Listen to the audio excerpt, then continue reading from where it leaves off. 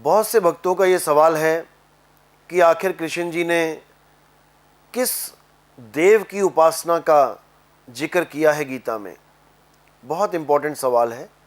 बहुत से कृष्ण भगत ये सोचते हैं कि हम कृष्ण जी के शरीरों की पूजा करके, कृष्ण जी की मूर्तियों की पूजा करके हम कृष्ण के अति प्रिय हो जाएंगे। ऐसा कभी नहीं होगा। कृष्ण जी क्या कह के गए आप सपने में भी नहीं समझ पाएंगे, लेकिन इस सत्संग को सुन के आप जरूर जान पाएंगे कि आखिर कृष्ण जी का वो गुप्त ज्ञान क्या है जिसको बताने के लिए बिल्कुल साफ मना कर दिया गया कि किसी को मत बताना। 18वें अध्याय का 67 नंबर श्लोक जब आप पढ़ेंगे उसमें बिल्कुल साफ लिखा है कि इस गुप्त ज्ञान को किसी को मत बताया जाए। किसको नहीं बताया जाए? जो प्रेमी नहीं है, जो भक्ति नहीं करना चाहता, जो आत्मा के विरोध में खड़ा हो जाता है, जो आत्मज्ञान का विरोधी है, उसको ये ज्ञान कभी नहीं बताना चाहिए। तो आपका सवाल है कि कृष्ण जी ने किस देव की आराधना के बारे में बताया है, तो उस देव का नाम है आत्मदेव। कृष्ण जी ने गीता में बोला, नैनम छिंदंती शस्त्राणी नैनम दहती पावका। हे अर्जुन, इस आत्मा को ना तो कोई शस्त्र काट सकता है, ना अग्नि जला सकती है, ना वायु सुखा सकती है और ना जल इसे भिगो सकता है। अगर पूरे संसार में कोई पूजनीय है, कोई साधना के योग्य है, कि कोई आराधना के योग्य है, तो वो केवल और केवल आत्मदेव है। यहां तक कि गुरु ग्रंथ साहब में भी इसका जिक्र है। वहां पर भी स्पष्ट लिखा है, आत्मदेव पूजिए गुरु के सहज सुभाए। कि अगर किसी ने पूजा करनी ही है, अपने जन्म को सफल करना ही है, तो केवल और केवल आत्मदेव की साधना करें। आत्मदेव की साधना के अलावा और कोई कुछ भी करता है तो उसका जीवन नाश की तरफ जाएगा, उसका जीवन बर्बाद हो जाएगा। क्योंकि सत्य केवल एक है और सत्य ही सनातन है। जो आत्मा को जान लेते हैं, जो आत्मा की साधना करते हैं, वही सनातनी है। ना कि कोई खास वस्त्र पहन के कोई कहे, किसी खास रंग के वस्त्र पहन के कोई कहे, किसी खास देवता की पूजा करके कोई कहे कि मैं सनातनी हूं। बिल्कुल नहीं। सनातन वो होता है जिसका आदि और अंत नहीं होता, वो है सनातन। कोई कहे मैं फलाना देवता की पूजा करता हूं, तो उसका जन्म देखिए कब हुआ है, किस गर्भ से हुआ है, कहां पे हुआ है, आपको उसके बारे में पता लग गया। अब वो नित्य नहीं रहा, अब वो अजन्मा नहीं रहा। किसी भी देवी देवता की पूजा आप करते हो, देखो उसका जन्म कब हुआ है, आपको पता लग गया कि वो कब पैदा हुए हैं, तो ये नित्य नहीं रहे। अगर जन्म हुआ है तो अंत भी होगा।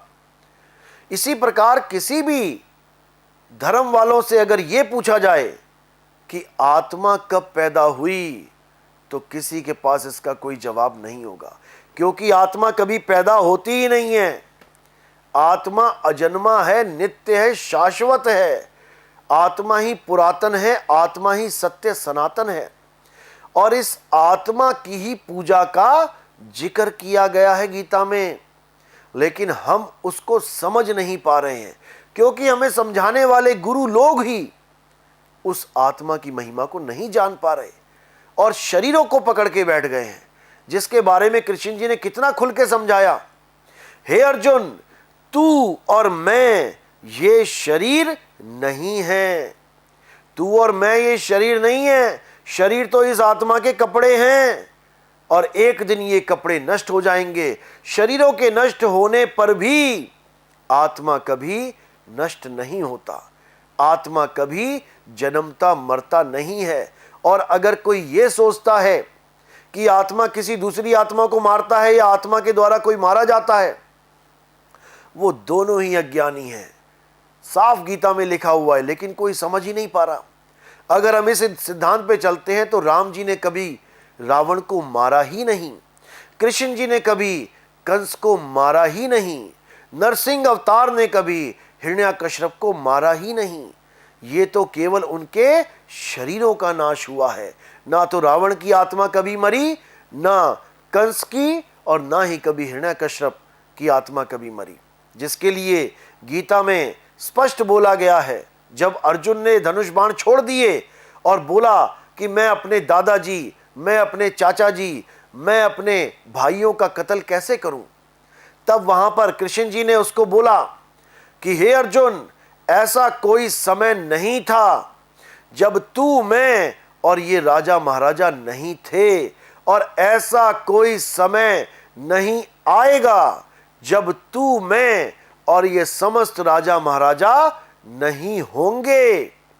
तो जब ऐसा कोई समय आएगा ही नहीं, जब हम और ये राजा महाराजा और जितने राक्षस हैं, जो भी मरा है आज तक, जिसका हम गुणगान गाते हैं कि किसी ने किसी को मारा, अरे कोई मरा ही नहीं और ना ही वो कभी मरेगा, क्योंकि आत्मा नित्य है, अजन्मा है, शाश्वत है।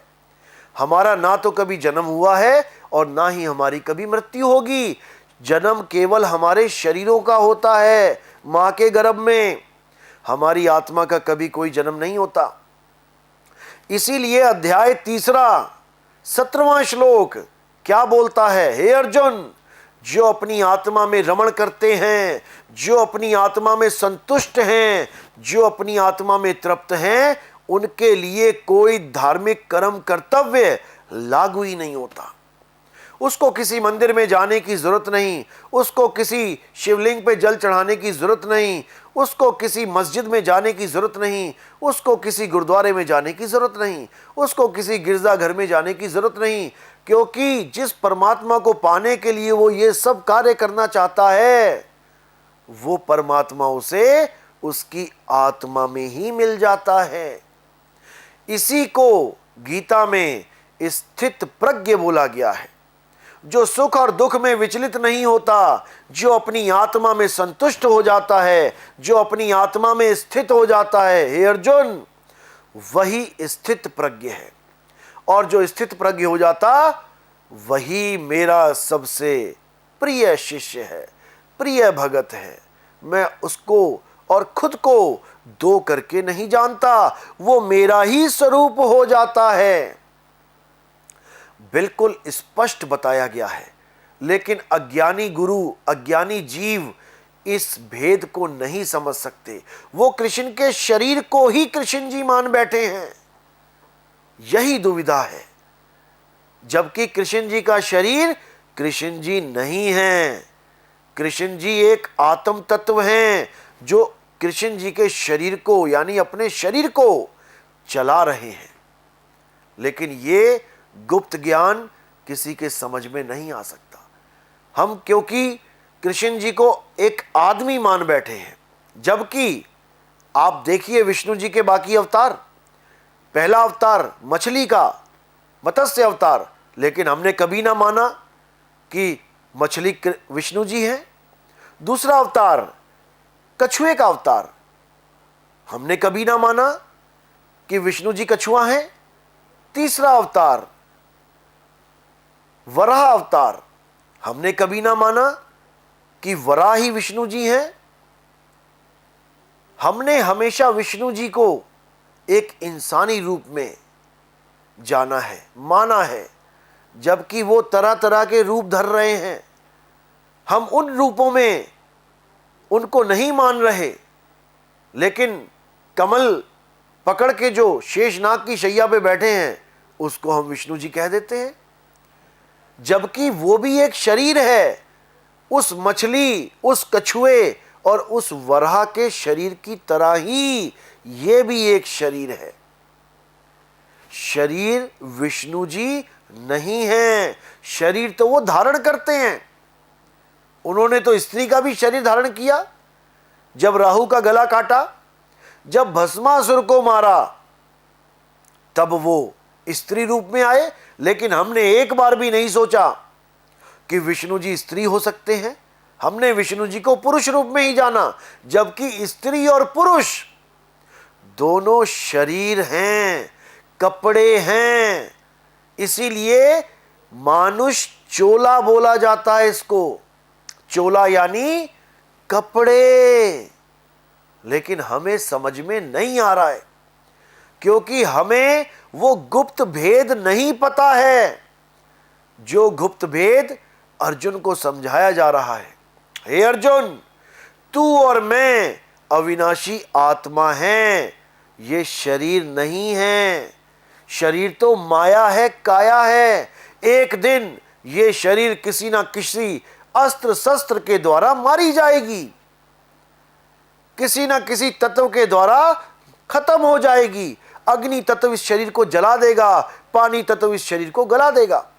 लेकिन हे अर्जुन, हम और तुम शरीर नहीं, आत्मा हैं। हमें अग्नि जला नहीं सकती, वायु सुखा नहीं सकती, जल भिगो नहीं सकता, और कोई शस्त्र हमें काट नहीं सकता। जब तक इस गुप्त ज्ञान को आप नहीं समझोगे, तब तक आप कभी कृष्ण जी की पूजा नहीं कर पाओगे। आप किसकी पूजा कर रहे हो? शरीरों की, और शरीर की भी नहीं। शरीर की पूजा तो तब कर पाते जब आप उनके समय में जन्म लेते। जैसे राम जी के समय में हनुमान जी ने जन्म लिया तो राम जी के शरीर की सेवा करी, लक्ष्मण जी ने जन्म लिया तो राम जी के शरीर की सेवा करी। आप और हमारे, आपकी और हमारी किस्मत में तो शरीर की सेवा भी नहीं लिखी है। आप और हम तो केवल एक पत्थर को, एक शिला को राम और कृष्ण जी समझ बैठे हैं, जबकि राम और कृष्ण जी का वास शिला में नहीं है। राम और कृष्ण जी का वास हमारे हृदय रूपी आत्मा में है। जब हनुमान जी को पूछा गया कि अब तुम्हारे राम लीला करके जा रहे हैं, अब तुम उनको कहां ढूंढोगे, कैसे रहोगे उनके बिना, तो हनुमान जी ने यह नहीं बोला कि किसी मंदिर में जाऊंगा। हनुमान जी ने अपना सीना फाड़ के दिखा दिया और बोले, मेरे प्रभु राम मेरे हृदय में विराजमान हैं। मुझे इससे कोई फर्क नहीं पड़ता कि वो कहां जा रहे हैं, वो मुझ में स्थित हैं। इसी प्रकार गीता में कृष्ण जी ने बोला कि हे अर्जुन, मैं सर्व प्राणियों के हृदय में स्थित हूं, कोई मुझे अलग से कहीं ढूंढने ना जाए, मैं सब में विराजमान हूं। यही कबीर साहब ने बोला, घट घट मेरा साइया और सुनी सेज ना कोय, बलिहारी व घट की जिस घट परगट होए। बलिहार जाते हैं उस घट की जिस घट में कृष्ण जी के असली स्वरूप का वास है, जिस घट में राम जी के आत्म स्वरूप का वास है, जिस घट में कबीर साहिब, नानक साहिब, रविदास साहिब, इन लोगों के आत्म स्वरूप का वास है। बलिहार जाते हैं उस घट को। इसीलिए हमें केवल और केवल आत्मा की साधना करनी चाहिए। आत्मा ही वो देवों का देव महादेव है, जिसे कोई नाश नहीं कर सकता, जिसको कोई फना नहीं कर सकता। उसी की साधना का जिक्र गीता में किया गया है। और कबीर पंथ में भी कबीर साहिब भी यही बता रहे हैं कि जब लग ना चीनोगे आत्म, तब लग ना मिली है परमात्म। अरे आत्म चीन है, परमात्म चीन है, संत कहावे सोए, और यह भेद काया से न्यारा, बूझे बिरला कोई। यह भेद काया से न्यारा, शरीरों में नहीं उलझना है। ये शरीर असत्य है। हे अर्जुन, केवल आत्मा ही सत्य है, और